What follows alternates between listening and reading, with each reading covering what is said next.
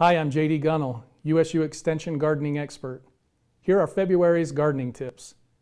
Get a jump start on the growing season by starting vegetables indoors. Most indoor settings are too dark, so you'll need to provide some source of supplemental light.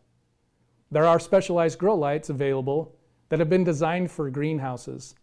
These lights offer a full spectrum of light for various plant growth stages. But for short-term vegetable starts, simple fluorescent bulbs like those in common shop lights will work just fine. Keep in mind that the new seedlings will need between 12 and 14 hours of light. A helpful tip is to purchase an inexpensive timer that will automatically switch the lights off and on for you.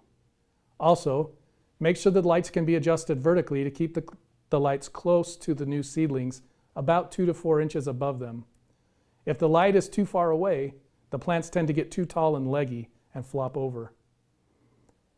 Houseplants can become infested at this time of year with small black flies. These flies are called fungus gnats. They feed on dead and decaying organic matter and become more prevalent when houseplants are overwatered. Avoid fungus gnat infestations in houseplants by allowing the soil to dry out in between waterings. If you have been storing tender flower bulbs over the winter in sawdust, make sure to check their conditions to ensure they still are firm.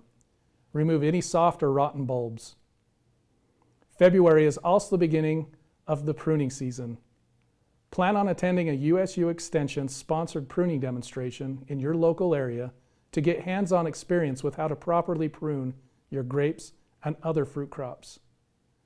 For a complete list of monthly gardening tips, visit our website at garden.usu.edu.